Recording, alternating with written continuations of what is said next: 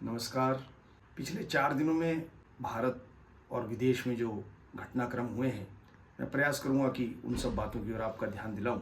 अभी जो सबसे बड़ी बात देश में हुई वो मोदी सरकार के 100 दिन पूरे हुए। प्रधानमंत्री ने अपनी सरकार के 100 दिन पूरे होने पर देश के सामने अपनी उपलब्धियों का बखान किया और ऐसे ही आगे आने वाले समय में क्या उनका विज़न है, ये भी उन्होंने अपने देश के सामने रखा। जो प्रधानमंत्री ने जो प्रमुख बातें कही हैं और जो बताया है कि देश प्रगति के मार्ग पर कैसे अग्रसर है, उसमें उन्होंने 4 बड़ी योजनाओं को हवाला दिया है। पहला उन्होंने बताया कि कैसे स्पेस के क्षेत्र में एक बहुत बड़ी इन्वेस्टमेंट भारत करने जा रहा है। देश की प्रगति के लिए भारत के वैज्ञानिकों ने जो कार्य किए हैं और भारत ने जो अभूतपूर्व सफलता प्राप्त की है, उसमें स्पेस एक ऐसा क्षेत्र है जिसमें भारत के वैज्ञानिकों ने बहुत बड़ा कार्य करके भारत को गौरवान्वित किया है। तो उस क्षेत्र के लिए सरकार ने बहुत बड़ी योजना बनाकर उसमें इन्वेस्टमेंट की प्लानिंग की है। इसी प्रकार प्रधानमंत्री ने जो दूसरा बड़ा काम बताया है, वो बताया है कि कैसे किसानों को 24,000 करोड़ रुपए की DAP खाद के क्षेत्र में बहुत बड़ी एक सब्सिडी दी गई है। इसी प्रकार आदिवासियों के लिए उन्होंने लगभग 80,000 करोड़ रुपए की योजनाएं बनाई हैं और साथ ही किसानों की आय बढ़ाने के लिए भी 35,000 करोड़ रुपए का उन्होंने योजना बनाई है। साथ ही प्रधानमंत्री ने कुछ ऐसे पक्ष रखे जिसमें देश कैसे आगे प्रगति के मार्ग पर बढ़ेगा।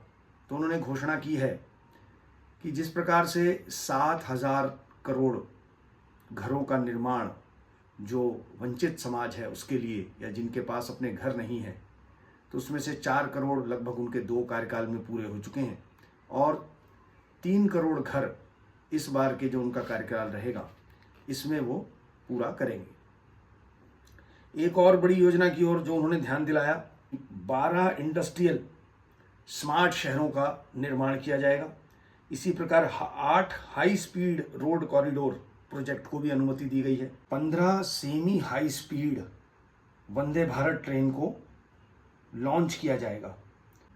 अयोध्या समेत 17 शहरों को सोलर मॉडल सिटी के रूप में बनाया जाएगा।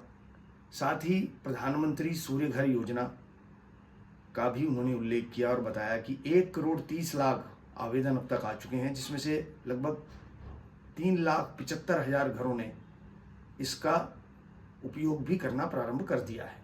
एक और नाटकीय घटनाक्रम के अंतर्गत दिल्ली में मुख्यमंत्री केजरीवाल को अभी हाल ही में सुप्रीम कोर्ट द्वारा जमानत दी गई और जमानत के बाद जब वो बाहर आए और उसके 2 दिन के भीतर ही उन्होंने त्यागपत्र की घोषणा की और आतिशी को मुख्यमंत्री बना दिया है। और साथ में भारतीय जनता पार्टी को भी यह चुनौती दी है कि वो चुनाव के लिए तैयार हैं और वो कभी भी चुनाव करवा सकते हैं।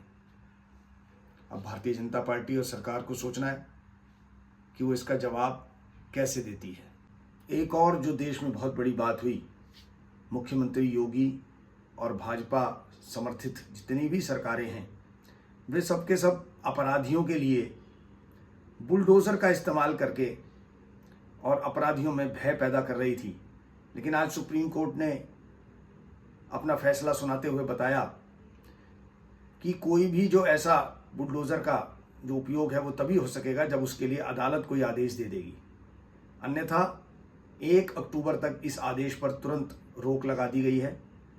एक और घटनाक्रम देश में हुआ कि भारत की सरकार ने पाकिस्तान को सिंधु जल नदी समझौता जो भारत और पाकिस्तान के बीच में है, उसके लिए एक औपचारिक नोटिस दिया है और इसके पुनर्अवलोकन की बात कही है। एक और बात जो बहुत बड़ी चर्चा में है इस समय देश में, वो है कि जम्मू कश्मीर में चुनाव।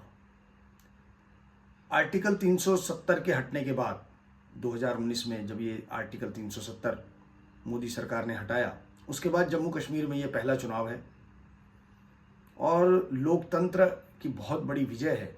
और सबसे सुखद पहलू इसका ये रहा कि लगभग 60% वोटिंग वहाँ पर हुई और अभूतपूर्व मतदान हुआ, लंबी लाइनें लगी और पिछले 7 बार के जो चुनाव में है सबसे ज़्यादा वोटिंग इस बार हुई है। किश्तवाड़ जो आतंकवाद से ग्रसित एरिया है, लगभग 77% वहाँ, और पुलवामा में लगभग 46% वोटिंग हुई और चुनाव शांतिपूर्ण ढंग से संपन्न हो गया। और अगला जो फेस है वो 25 सितंबर और उसके बाद 1 अक्टूबर को अंतिम फेस का चुनाव होगा। मोदी सरकार का एक बहुत बड़ा सपना था कि देश में एक देश और एक चुनाव हो, ऐसा उन्होंने स्लोगन भी दिया था, एक देश एक चुनाव।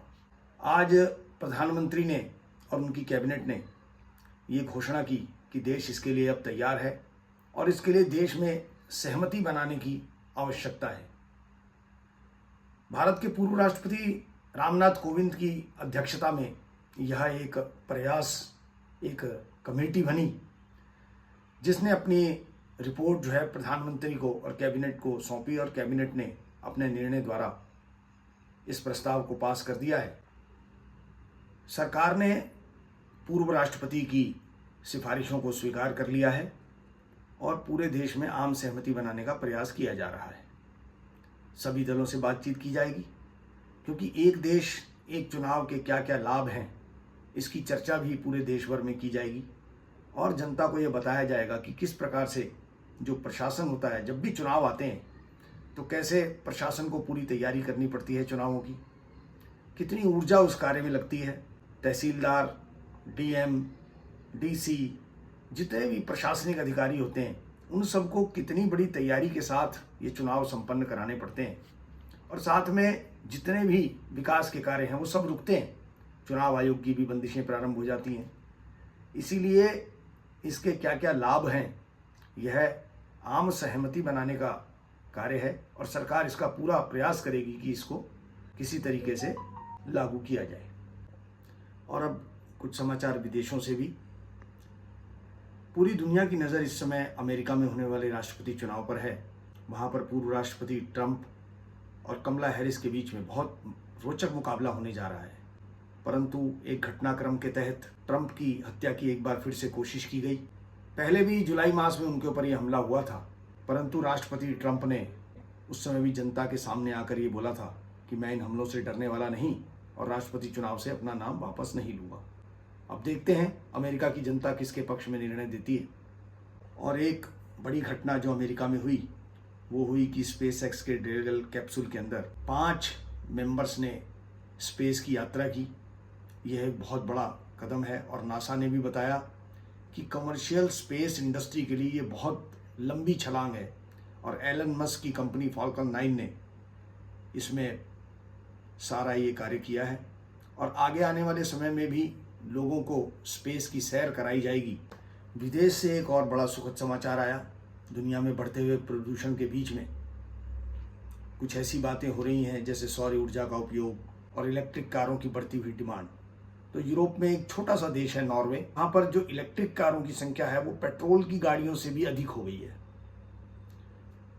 एक और घटना में मध्य एशिया में जो भयानक युद्ध चल रहा है इजराइल और उसके शत्रु देशों के बीच में, जिसमें लेबनान, फ़लस्तीन, सीरिया, यमन शामिल हैं, पूरी दुनिया को एक बहुत बड़ा खतरा युद्ध का पैदा हो चुका है। अभी पेजर के जरिए आतंकवादी इसका भरपूर प्रयोग करते हैं और पेजर के जरिए ही वो अपने संदेश एक दूसरे को देते थे। लेकिन इजराइल तो इजराइल है, वहाँ की एजेंसी मोसाद ने आतंकवादियों के पेजर हैक किए और उसमें बहुत बड़े घटनाक्रम के तहत लगभग 3000 लड़ाकों के जो पेजर थे उसमें विस्फोट हो गए और 12 लोगों की मृत्यु हुई और 2800 से ऊपर लोग घायल हो गए। घायलों में जो सबसे बड़ी बात रही कि ईरान के राजदूत भी शामिल थे और इससे और जंग की आग भड़क सकती है, ऐसा लोगों का अनुमान है। वास्तव में भारत भी इससे सचेत हुआ है क्योंकि ये युद्ध का एक नया तरीका है जिससे शत्रुओं में भय व्याप्त हो जाता है कि पता नहीं कौन सी इलेक्ट्रॉनिक डिवाइस में कब विस्फोट हो जाए। इन सभी बातों के साथ मैं आज के अपने इन विचारों को और इन समाचारों को समाप्त करता हूं और आपसे अनुरोध करूंगा कि आगे मैं कैसे अपनी प्रस्तुति दूं या आपको कोई सुझाव हो तो वो आप मुझे दे सकते हैं। आपकी इन सुझावों को मानते हुए मैं आगे अपने कार्यक्रम में और भी सुधार करूंगा। धन्यवाद, नमस्कार।